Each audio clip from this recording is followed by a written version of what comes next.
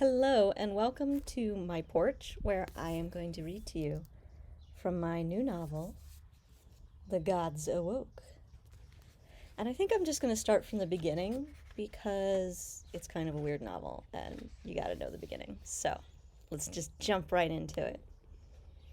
Chapter 1, Epiphany. The young man, Eloi, caught my attention first. He stood on a threshold, an archway between two rooms, with a tray in his hands and two emotions pushing at each other in his mind. It was this tension which fascinated me.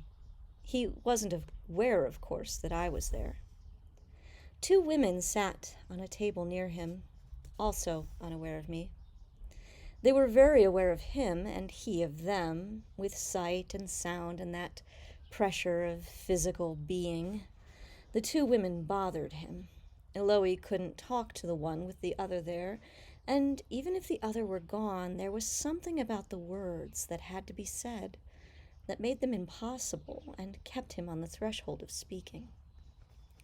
The woman he wanted to speak to was Hitra, a priest. From where he stood, the morning sun painted a golden outline around her, marking out the tiny springs of her hair in a way that Eloi found beautiful, and she found unflattering.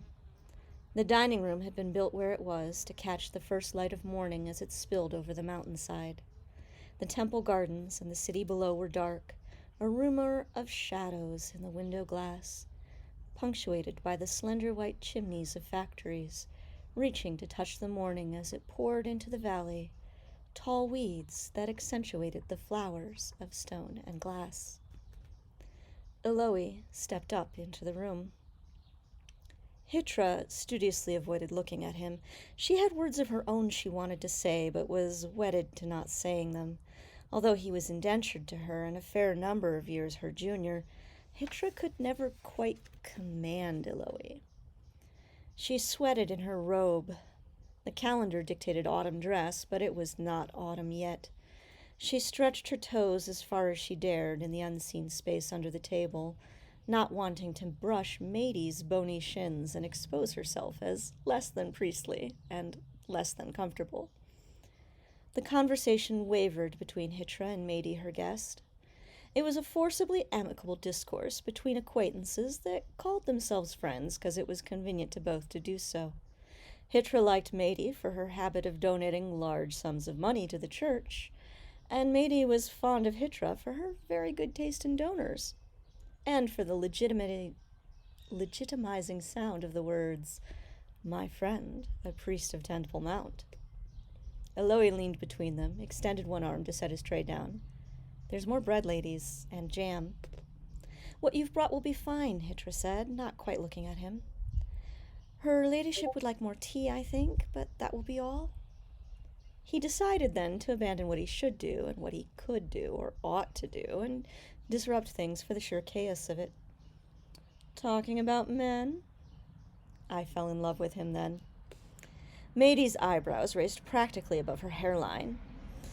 She set her teacup down harder than necessary, and even in exaggerated shock, there was a certain blankness to her primness, as though she didn't quite understand what was going on, but had only picked up a clue that she ought to be insulted, as though a prompter had whispered it to her. There was a connection, a stirring of the hearing centers of the brain, between Hitra and Matey. Instinctively, and with more physical effort than was actually necessary, Matey made words in Hitra's mind. It wasn't as simple as all that, but I don't know if you can appreciate it from my point of view. Their minds were mostly opaque to each other, though I could see them both so easily.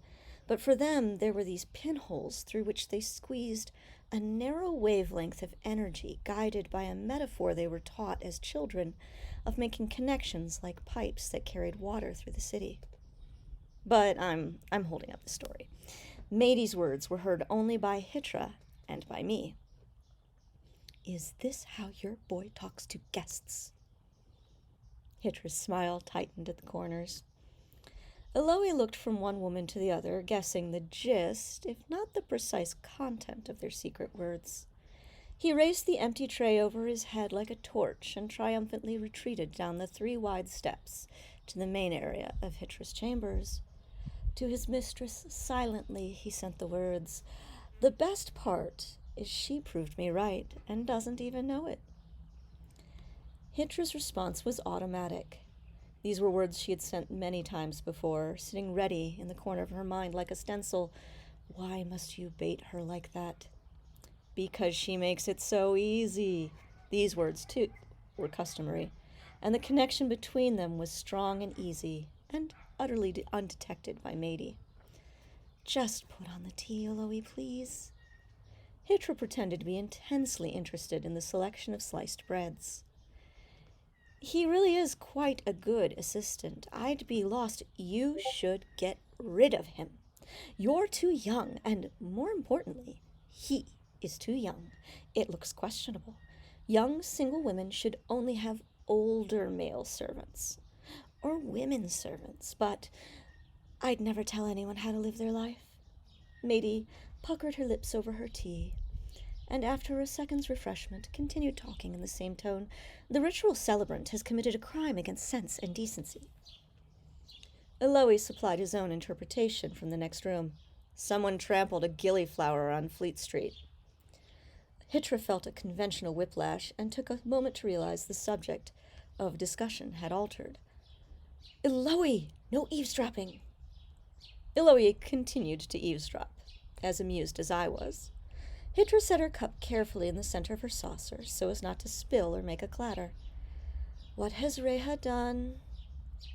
"You know, Hitra, I have no time for politics or political people, but that's what this is, a political attack." Mady's eyebrows tilted sharply. "She wants to eliminate the Ministry of Flowers." She flattened her hand so her 4 rings hit the table simultaneously. "Eliminate it. Completely. Reha says it's unnecessary. Unnecessary. That's what she said, to my face. And now, in the harvest season, when we have so many bulbs and bushes to prepare for winter." Hitra kept her face studiously concerned, though a need to smile tightened the back of her throat. "I'll talk to her. There's always been a Ministry of Flowers, and the pilgrims and tourists expect the temple district to be arrayed appropriately." "It's not just that, Hitra. As a priestess of the earth, you must agree we have a responsibility to these small lives. We can't just abandon them to the ice and ice?" Hitra wondered what the real story was. "The ritual celebrant was probably just trying to antagonize you. Your ministry isn't even under her regulation." "Well, I've tried appealing to the crown, but you know how the queen is. If it's not the end of civilization as we know it, she'll send you to talk to the city officials, and the city assembly listens to the church, and Reha is the church, and she is determined to ruin me." "Why would Reha want to ruin you, Mady? Honestly." In this case, I could see from Mady's mind that ruin involved not allowing her volunteer committee to levy fines. Mady did not offer up this explanation, suspecting it would not be appreciated as the attack it was. "I have no idea. What have I ever done to her? It's politics, Hitra. Politics and political people are ruining the temple and this city." Hitra looked out the window over the shadowed lawn of the temple's residence complex, the high, expansive view she'd worked so hard to earn. The sun was over the mountain at last, and the city storefronts were painted with pink light. Hitra could feel like she was watching over all of the district, all the way down to the tiny pinpricks of movement on the docks, a sail barge skimming like a splinter toward port.